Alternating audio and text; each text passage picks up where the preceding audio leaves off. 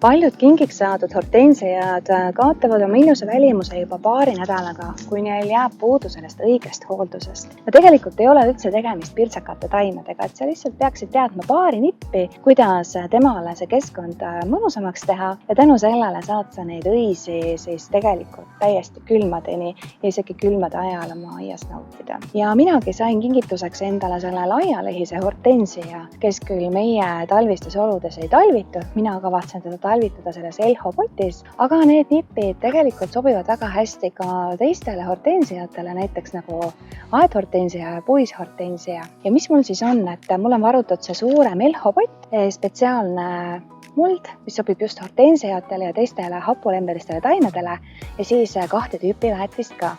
Aga räägime nüüd kõigest ka lähemalt sel ajal, kui me nüüd selle taime ka ümber istutame. Ja kui sulle tuleb selline taim koju ja ta on veel selles kileümbrises, siis kindlasti kõigepealt tuleks see kileümbris kohe ära võtta. Ta on siia ümber pandud selleks, et kaitsta neid õisi ja lehti sellistest mehaanilistest vigastustest, aga tema probleem on see, et ta hoiab seda niiskust liiga kõrgena siin lehtede õite juures ja võib sellega samuti selle hortensia värimuse rikkuda. Aga kõik on veel väga hästi, et see taim võib praegu tunduda selline pisikene, aga suvi on ju veel alles neil ees, nii et ma julgelt valisin sellise ikkagi tunduvalt suurema poti. Ja kui sellist suurt potti ka korralikult kasta, siis suured potid ei kuiva nii kiiresti läbi, mis tegelikult sellisele pigem hästi kastmisest hoolivale taimele nagu hortensia on päris sobiv variant. Ja mul on selline spetsiaalne hortensia muld, see on turba baasil ja temale on pandud juurde ka spetsiaalne hortensia väetis, millest jätkubki täpselt selliseks ajaks, kuni see taim on siis ilusti ära juurdunud, et siis ma jätkan väetamist teiste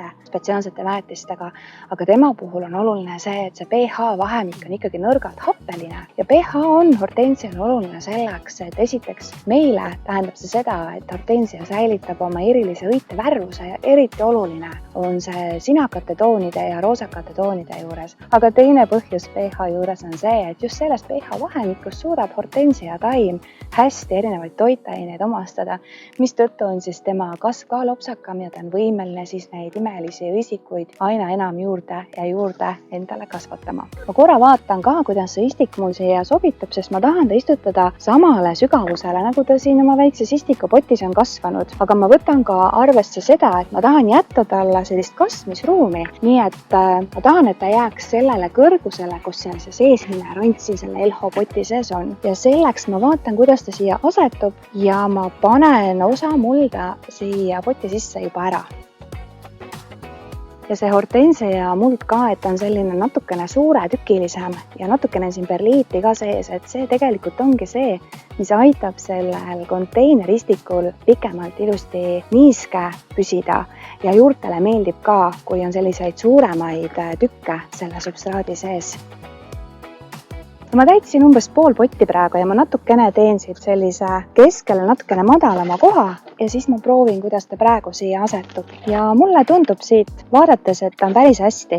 Ja nüüd ma vaatan, kuidas ma siit ta kätte saan. Et mul ei ole kavatsust seda mullapalli siin väga palju lahti arutada, aga alt on juba näha, et need narmeosjuured on välja ennast ajanud, nii et tal niikuinii oleks vaja suuremasse potti kolida selleks, et juurtel oleks rohkem ruumi kasvada ja kui juured on taimel terved, siis nad toetavad ka taime vee ja toitainetega, et ta saaks ikkagi ilusamaks, suuremaks ja veel uhkemaks kasvada. Nii et ma lihtsalt natukene painutan seda potti ja proovin ta siit lihtsalt ühes tükis ilusti kätte saada. Ja näha on, et on tõesti ilusti ennast täis kasvatanud ja enne ka, kui ma ta siia aeda tõin, ma kassin ta põhjalikult läbi ka, nii et see istutus peaks kindlasti hästi õnnestuma meile kasvama minema. Aga kuna ta on ikkagi natuke juurekeerust, siis ma siit alt sõrmedega natukene seda juurepalli vabastan. Ja nendest kohtadest, kus sa oled seda ka ise teinud, siis sa hiljem ka taipad, et just nendest kohtadest hakkab taim paremini juurduma ja sealt saavad ka uute juurte areng uuesti alguse. Ja nüüd ma sätin ta uuesti siia poti keskele õigele sügavusele ja täidan ülejäänud poti ka selle sama hortensia mullaga.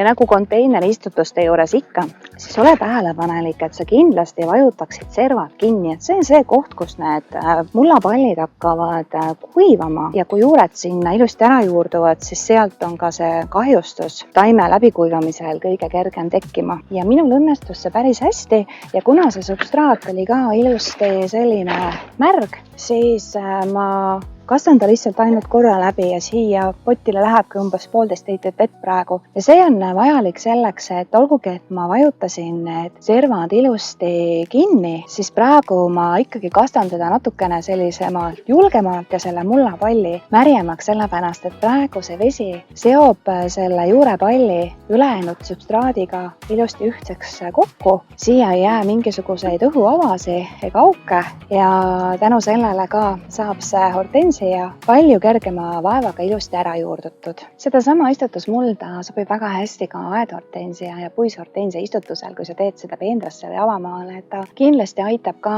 selle mulla tingimusi parendada ja teha sobivamaks hortensiale, eriti just selle õhustatuse, niiskuse hoidmise ja just pH osas. Aga minu potihortensia, minu laialeine hortensia on nüüd istutatud ja ma jätan ta nüüd paariks nädalaks ka rahule ja ma panen ta küll natukene viludamasse kohta, selliselt, et ta saab sellist lauspäikest ainult paar tundi, lihtsalt selleks ajaks, kuni ta ilusti ära juurdub, aga hiljem ta kolib minu päikesekülalisele terrassile. Ja tema hooldus jätkubki sellega, et ma kasutan seda kastmisväetist ja see on täisväetis, siin on kõik toitained olemas selles õiges vahekorras, mida see taim vajab ja samas ta hoiab selle pH ka paigas. Ja eriti oluline on selline kastmisväetis just selliste sinakate, lillakate toonidega sortidele, et ta aitab ka siis seda õite värvust hoida ja säilitada. Aga kui sul on ka teisi hortensia liike, siis on ka selle jaoks olemas profikvaliteediga hortensia väetis ja seda siis saab kasutada ka muidugi potihortensiate juures. Näiteks kevadel, kui sa oled ta välja toonud hoiustamiselt ja ta juba näitab elumärke ja ilusti kasvama hakanud, siis seda väetist kasutatakse aprillist kuni juunikuuni